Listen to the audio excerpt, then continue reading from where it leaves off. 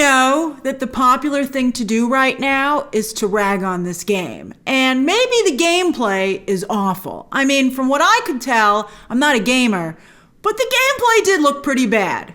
But from a story perspective, I had so much fun with this as a DC fan. I think there's just so much to discuss, and we're going to discuss it. This, I thought there was just so many interesting takeaways from this. I mean, yeah, it's far from perfect. It's got problems for sure. But overall, it's been a while since we had a comic book story, certainly a DC story that we could really sink our teeth into and discuss these characters. Oh, it's so fun. It got me back to why we love these stories in the first place. And so for that, I'm very thankful. Now, the cutscenes for Suicide Squad Kill the Justice League are a 3.5-hour movie, basically, with a little gameplay in there. And I've put a link down below where you can watch these scenes if you would like to. And as I said, I have plenty to say about it. So get a snack, pull up a seat, and let's talk DC. So fun. I would say this is certainly better than either of the Suicide Squad movies that we've gotten. Although, to be fair, they did pave the way for this game. But on that note, I think that Rocksteady, the video game developer behind this game, and of course behind the iconic Arkham games, and I know that a lot of people I never played the Arkham games and I never watched those cutscenes, so maybe that makes me a little bit more open to what they do here as well. But I think they've done a great job of evolving the Suicide Squad formula in ways that I hope will inspire Warner Brothers film and TV divisions, or I guess more accurately, James Gunn and Peter Safran. There's a lot to take away from here. They get a lot wrong, but they get a lot right. This Suicide Squad gets to tangle with the big leagues, not just by taking on the Justice League, but by making an unlikely ally with Wonder Woman, and they're working with Lex Luthor. That's fantastic. And the idea of eventually sending them into the multiverse at the end of the game, where they'll meet a younger, less experienced version of the Joker, who's also on Task Force X, has a history with that team, in the game's first DLC. So that, I was disappointed. At first, I had only briefly seen the Joker on my periphery with this game. But so when I watched the cutscenes, I was like, where's Joker? And then I was like, I looked it up, and I was like, it's DLC. But I would go back and watch this new chapter. I'm going to go and watch this new chapter when it comes out because I'm excited about it. And I think this idea for the game in the long run is quite clever. By the way, before we talk about that, I just want to say I think that this version of the Joker looks pretty great to me. I think he's a nice mix of the comics and Jared Leto's version of the character, which again, a lot of people like to say bad stuff about, but then why isn't he going away? I like it. I think it looks cool. I'm very curious to see his dynamic with this Harley Quinn. What will she say to a younger Joker? Isn't that an interesting position to find herself in?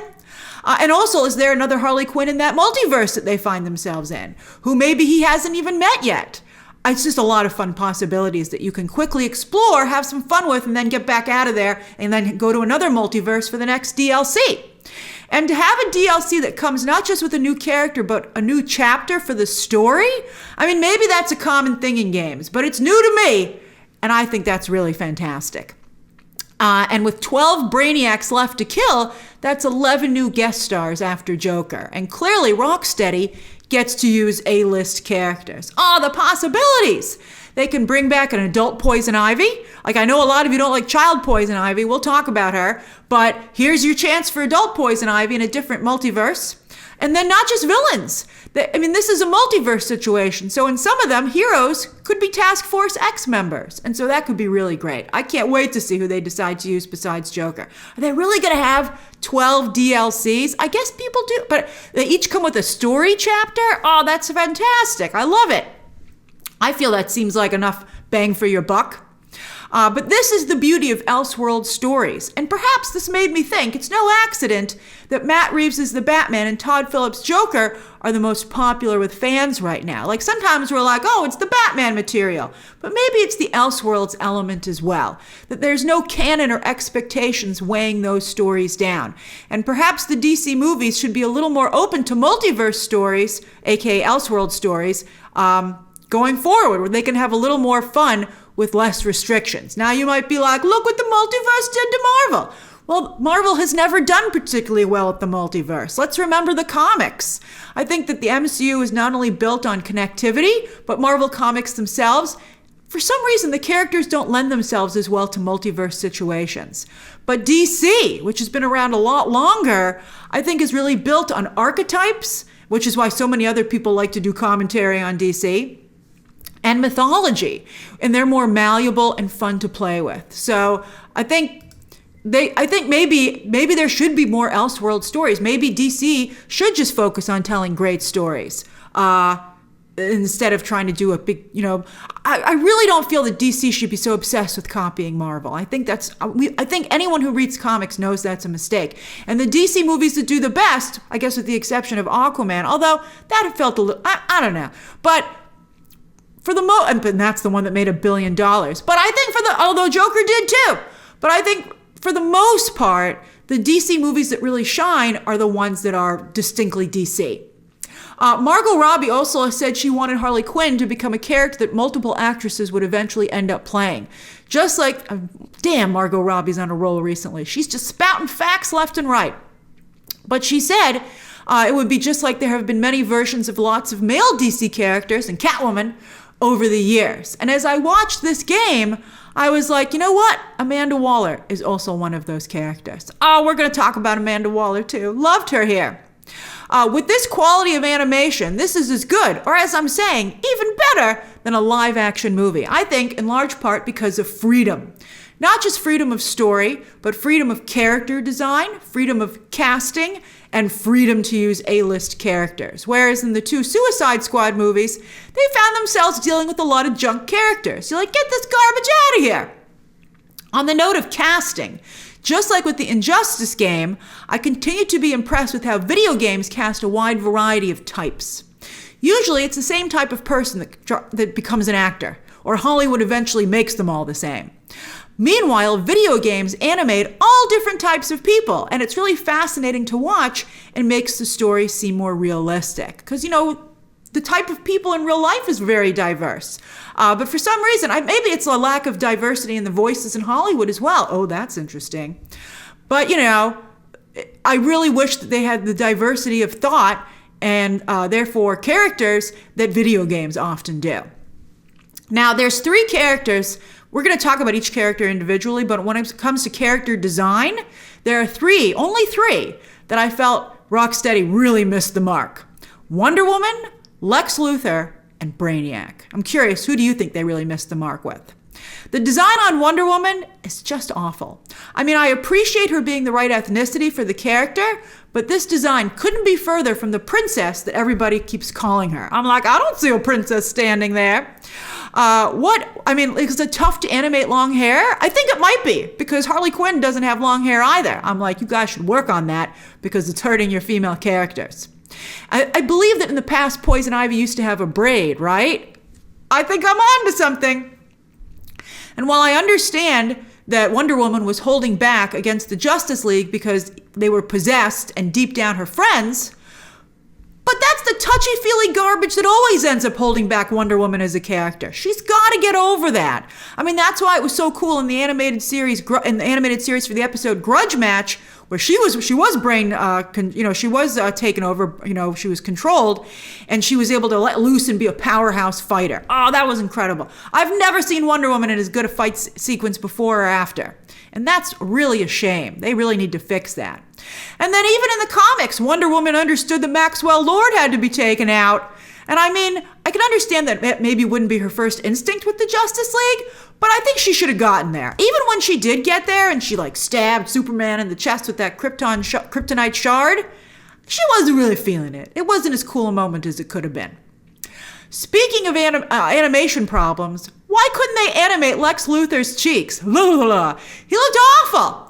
Even when the thinner Lex Luthor 2 eventually shaved off all of his hair for some reason, I think I missed a plot point.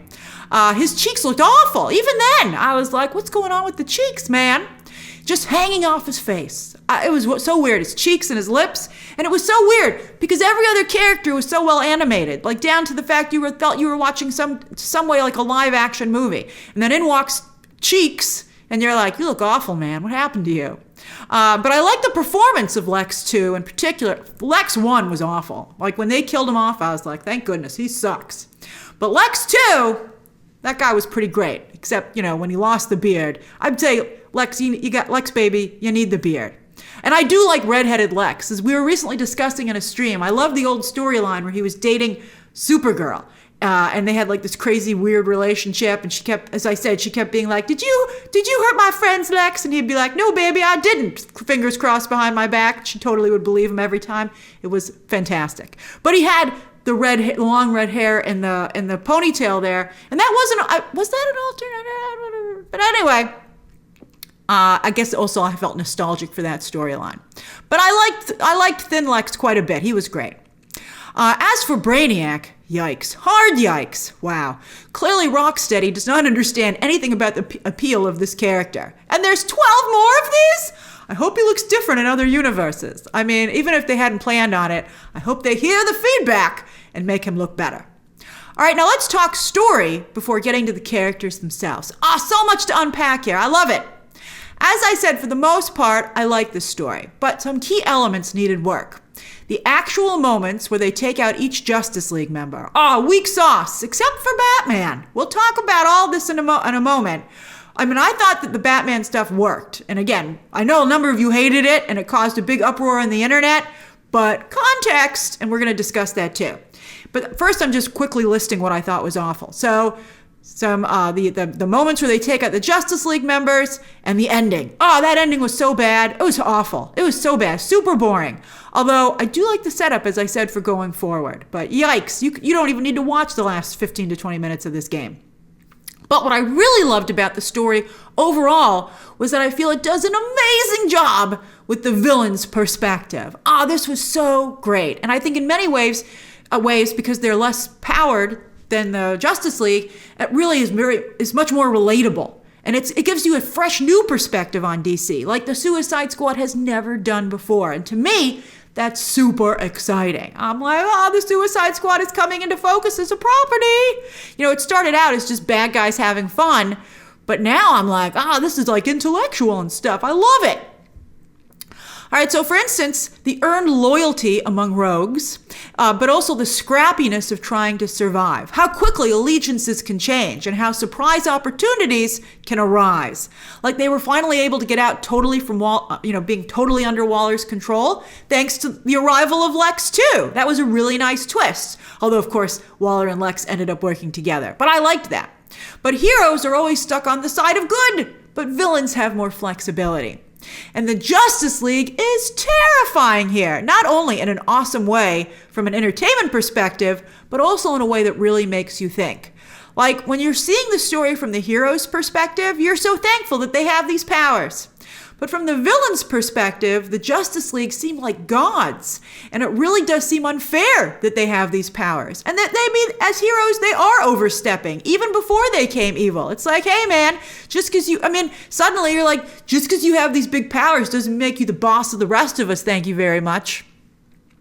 I'm like, I'm inspired to become a villain. I'm drawn to the anti-hero. On that note, to me, and this is why I like Batman so much. So let's talk about Batman. This game, I know so much about Batman. He and the X-Men are my favorite comic book characters. But this gave me new, fresh perspective on the character, and I'm really grateful for that. It made a big impression on me when they were watching his last recording, the Babel Protocols. Shout out to the iconic comic, thank you very much. I was like, the comic book fan of me was like, ooh. That's the Grant Morrison comic Tower of Babel, where, he came up with protocols for how to take out the Justice League. And then, I don't want to ruin it in case you haven't read that comic, but it is great. But the Suicide Squad was moved by the sadness of his last transmission because I believe they respect him. And I think that was lost when his end scene leaked. So why? Because of all the heroes, Batman acts the most like a villain. Isn't that interesting? Batman will change allegiances. He will work with his enemies, and he will use their weapons himself on other villains and also sometimes on heroes, like Scarecrow's fear gas or Sinestro's lantern battery. I now realize a little bit better why Batman doesn't get along sometimes with other heroes. I always thought they were just jelly. I'm like, you know, haters gonna hate. But I'm like, oh, maybe I can understand why you don't like how Batman sometimes crosses these lines. I get it. I mean, I'm still on Batman's side, but I understand where you're coming from a little bit better now. And also why he gets along with the villains. I think he relates to them a little bit better. But he does think he's better than the villains, right? Imagine that. The hypocrisy of acting like a villain, sometimes palling around with them. And then when it suits him, he turns around and becomes their judge and jury, not executioner. I liked at the beginning when Harley was like, relax, Batman doesn't kill people, until he did, which made him even scarier. But I like that commentary, because it's almost like a game they play in Gotham, right? Like those scamps in Gotham, you know, it's like they're just playing their game. It's true. It is true to a degree when you think about it. And I think, you know, to some degree it's always been like, you know, well, Batman, you know, he won't take that final step. He won't become an executioner because of what happened to his parents. But also, I think to some degree, what about the fact that maybe he does to some degree understand the villains that he's fighting? Because he knows that he's got one foot in that too. I mean, it's really, really interesting. I think that's really fascinating. And I think that's what gives Harley's speech at the end its meaning, the hypocrisy that he, like, I think in some ways represents. Because I think she does to some degree feel like he's kind of a friend of hers. And like an uncool friend. I think that's great. And her being the one to take out Batman, as she acknowledges, it is a joke.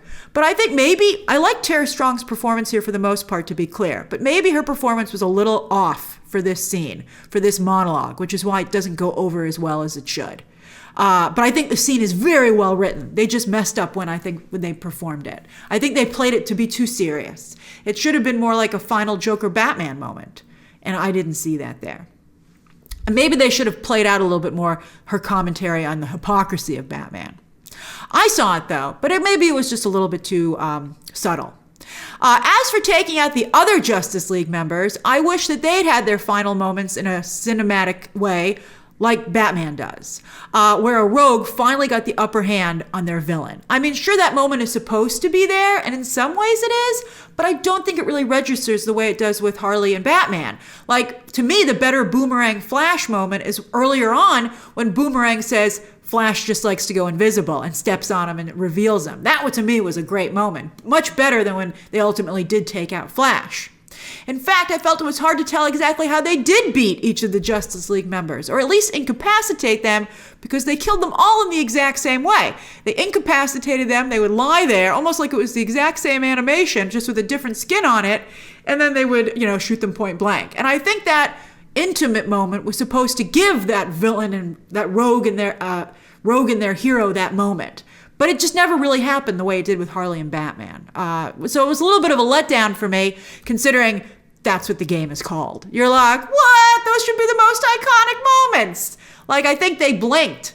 Like, it's unfortunate they didn't think those moments out as well as they should have. And that's why I think that, you know, love it or hate it, the Batman one really hit, and that's because it's the best. It's the best constructed. Now, of course, Wonder Woman was not turned by Brainiac, and she was not killed by the Suicide Squad. She was taken out by Superman. But why did she look like she got snapped by Thanos? I was like, what's happening here? Is this supposed to be a reference to when in the comics she's made out of clay by her mother? Is that what happened? Like she reverted back to clay and then just like burned up? I was like, what's happening? I wish that someone had some kind of exposition line that was like, she's going back to Themyscira or something. But you know what I loved? The connection between her and Harley.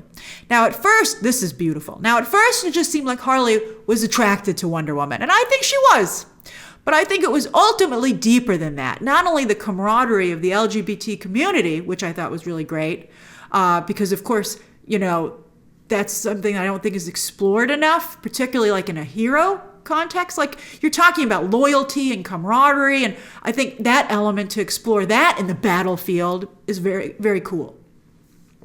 And I think, you know, even though maybe Harley Quinn was attracted a little bit to Wonder Woman, there was still a platonic aspect to it, you know, just out of respect. And I thought that was great. Now, that leads me to also not just Wonder Woman having, like, representing girl power, but female resilience, right? So Themyscira, sometimes they change this stuff all the time, but in some stories, Themyscira was created to escape the evils men often perpetrate against women. Even Hippolyta is supposed to have been really seriously abused by men. And Harley, of course, was in a very abusive relationship with the Joker. So I think that Wonder Woman and Themyscira probably represent safety to Harley, right? Sanctuary, almost like Themyscira is a church of women and Wonder Woman is like one of their representatives. And isn't that incredible? And I think they try to explore that sometimes in the comics and other Wonder Woman stories, but I've never seen it really. I mean, maybe there's a story I haven't read, but I think for the most part, that isn't explored as well as it could have been. And that is a great idea for a Wonder Woman story. Oh, I would just absolutely love that. And oh yeah, the gold Kryptonite looks were amazing. I love the way they looked. I thought the way they placed the pieces was really fantastic. I almost wish it had been regular green Kryptonite so that it would be a little bit more instantly visually iconic. I thought gold Kryptonite was a little dumb. But still, they looked amazing. All right, now I'm going to discuss the characters by ranking them in order of my favorites. And I'd love to hear your own rankings down below. All right, number one, without a doubt, is Harley Quinn. When DC first put her on the Suicide Squad, I believe many people, thought it was an awful idea that reeked of desperation. But in hindsight, it is one of the best things to ever happen to Harley Quinn and the Suicide Squad team. She is a total superstar, and while other versions of Harley Quinn have focused more on her being hot/cute, well, that's here too to a degree. They maybe could have even upped it a little bit more here, but I like how here they focus on two other elements, key elements to a successful Harley Quinn. And that is how unpredictable she is, but it's not chaos. That's a very important distinction because Harley is smart, the other thing that they depict. What's more dangerous than someone who's insane and therefore doesn't follow the rules? Someone who's smart enough to really make the most of that. I loved it. I love the idea that Harley used her time in Arkham to learn all about fear toxin from the source itself, Dr. Jonathan Crane, a fellow inmate locked up in there with her, because she knew that Batman also used the fear toxin and that she might come up against it someday, as she did here. I mean, that was amazing. That was a very Batman thing to do, and it is the first time I've seen a Batman villain do something as smart as Batman. And so I just loved that. And that really also makes a good reasoning why sometimes Harley does team up with Batman. And that makes me get a little bit more behind that. I mean, that's amazing stuff. I think overall, Tara Strong did a very nice job with the performance here. Excellent. Before, I have not always liked her performance as Harley Quinn, but I think here, she really did a nice job. My only real problem with this version of the character is that I did not like her villain getup. I liked the half and half lipstick, although I don't know how she maintained that throughout all the action sequences. By the way, when Harley's lipstick got smudged in David Ayer's Suicide Squad, that was a really cool look. But I thought she looked much better at the beginning of the game and her Arkham getup. And again, I think Rocksteady cannot animate long hair because the long Harley Quinn ponytails, I think, are key to her current look. Side note, Child Ivy. Yes, this is kind of a letdown, and I don't particularly like the character design either. I don't know why nobody ever commented on the LexCorp vials of green goo that were sticking out of one side of her body. I was like, maybe you want that removed? Is that vital to your being alive? Like, maybe that's not good for you. It was weird. It was never addressed. But hey, maybe this regenerated version of Ivy will age up quickly. Or as I said, they can bring in an adult Ivy in a multiverse scenario.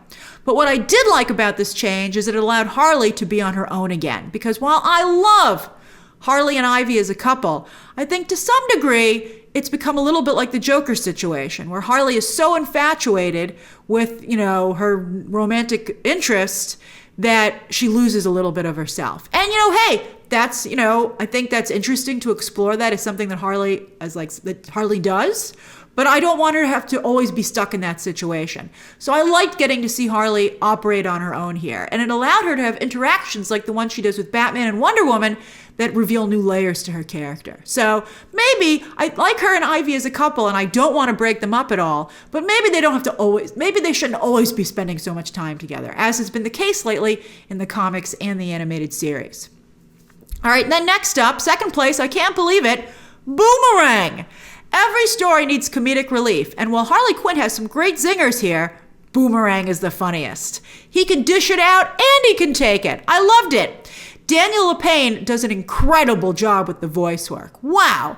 And with this Boomerang talking a mile a minute and being surprisingly open with his feelings, we really get to see what makes him tick. And his color commentary is fantastic. He has such great scenes. Like when he's like speaking Lex's plan to Amanda Waller in secret. And then also when they forget the gold kryptonite and he like covers his face to walk by Lex all embarrassed. I mean, that was great, great stuff. You know who he reminded me of? Josh Lawson's Kano in the latest Mortal Kombat movie, where Lawson did a lot to energize that story as well. And Kano and, well, they're both Australian, interestingly enough, and I think Kano and Boomerang are quite similar. And Lawson would make an incredible Captain Boomerang. And so he's already working with Warner Brothers, so go get him, James Gunn. Then, Green Lantern. After the animated series, this is the best version I've ever seen of Jon Stewart, and in some ways, even better than the animated series.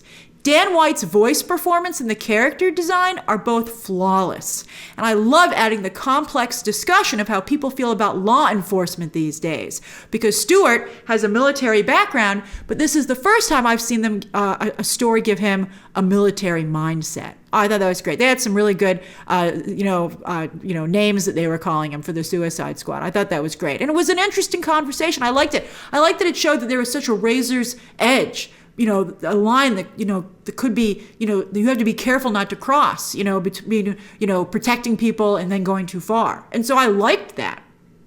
And the power of this Green Lantern. When he kept walking down the steps, he used that move twice, but I didn't care because it was beautiful. To the weapons, especially the guns, I was like, ooh, baby. And then the giant Green Lantern construct. Mwah! Incredible stuff. I hope someone at DC Studios is taking notes. Then the Flash. I was really moved, talk about beautiful stuff, by how he saved Harley Quinn from Batman's bullet, yet in the process got himself captured and therefore turned by Brainiac. And then the sad irony of the Suicide Squad having to take him out first. That perfectly captured the tragedy of heroes being brainwashed into villains. I mean, that to me, by far, really captured what Heroes the Justice League had been. Like, that was just a small moment. And it even though they seemed like maybe they were abusing their power, right? In that moment, you were like, they are good people. It was great. And again, a perfect combination of voice work from Scott Porter and really amazing character design. I was like, that's the best Flash I've ever seen. Amanda Waller and team. If Viola Davis ever needs a break, Deborah Wilson is ready to go. Wow. Incredible casting, and they even used her as the visual model for the character. I mean, it was just incredible. And this Waller doesn't get beaten up by her own team, James Gunn. I hate that about what they did with Waller in the Suicide Squad movie. I just thought this Waller was just perfect. And I also really like the team that she's put together. This was a great Rick Flag, although I came to like Rick Flag, and James Gunn did a nice job with Rick Flag, but great here. And the little-known character of Hack gets a fantastic glow-up. And with Apple Vision Pro and Elon Musk just inserting the first Neuralink into a human's brain, who volunteered for that? Look what he did to Twitter. You're going to let him have control of your brain? But this character doesn't seem so far-fetched anymore. I was like, I could see that happening. But that was really great. I didn't even mind that it was kind of a ripoff of Spider-Verse. I was like, it's great, though. Waller also recruits Gizmo and Toyman, and I really liked these versions of the characters as well. Although Toyman seemed totally unfazed by having a nanobomb put in his head. He must have some way to get it out, I bet. I'm excited to see what maybe they do with those characters down the line. I never even liked Gizmo usually, but here I liked him. And then, of course, Lex 2 ultimately joins the team. Love this team. And Penguin also is on the team, but thankfully he doesn't really do anything because I don't particularly like this version of the character. But I like Argus's chances. This is a great lineup to back up Task Force X. This seems like a more appropriate way to put them in the field. Like, at the beginning of the game, I'm with Task Force X. I'm like, how are you guys going to take on the Justice League? But now I feel they have a chance. I love it. Then Batman, R.I.P. Kevin Conroy. And I know that maybe made that scene hurt a little bit more for people, understandably. But I think this is a really solid final performance for Conroy. I mean, it's an Elseworlds story, and it illustrates, once again, that Batman is the DC character.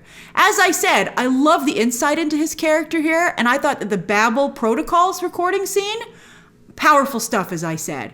And, while some of you might find that ending disrespectful, I think the respect shown for Batman in that scene not only balances out the ending, but I think is meant to be a set.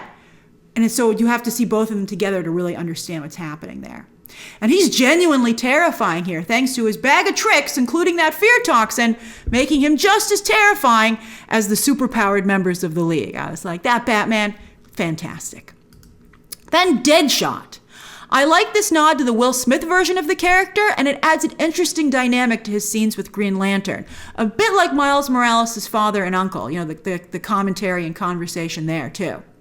But Deadshot, he cannot just be defined by feeling he's let his daughter down. That is not a character. They still need to develop him more and just do more with him.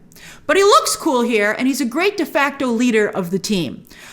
Because, there needs to be, although I think Harley kind of stepped up in some ways with the hero sometimes, and I think Waller bossed them around so much, and Lex, that Deadshot didn't get to step up as much as maybe it would have been nice to see him do. But, I do like him being a member of the team. Whenever you have a Suicide Squad team, you need to have Waller, Deadshot, and Boomerang, who are founding members, and I would now argue Harley Quinn. They're just core members, just like with the Justice League. You can swap out some of the other members, but you always got to have the core members. Then King Shark. Let's be honest, the Drax of the team. Same exact personality and jokes. But hey, it works! And the animation, I think, is done quite well here. Better than the movie. I think this version was better. However, if they replaced King Shark with another character, I don't think anyone would mind. He doesn't even have a particular power set that helps out. I guess he and Deadshot balance out the craziness of Harley and Boomerang, so if they do replace him, it's important to remember that.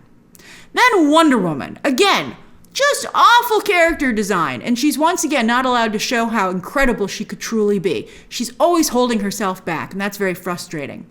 But what is nice is that she continues to bring out the best in others, both with her innate compassion and honor. Even when she hates people, she still manages to inspire them. But also the warrior people that she represents. And also, I got all that stuff out of her interactions with Harley, which I'm very thankful for. Her fight with Superman, not as cool as it could have been. The coolest thing about it was the danger that you felt you were in being so close to it. That was palpable, and I did like that. Superman, once again, super boring. It's crazy that Snyder and now Gunn both picked this character to pin their DC hopes on when he is so difficult to get just right.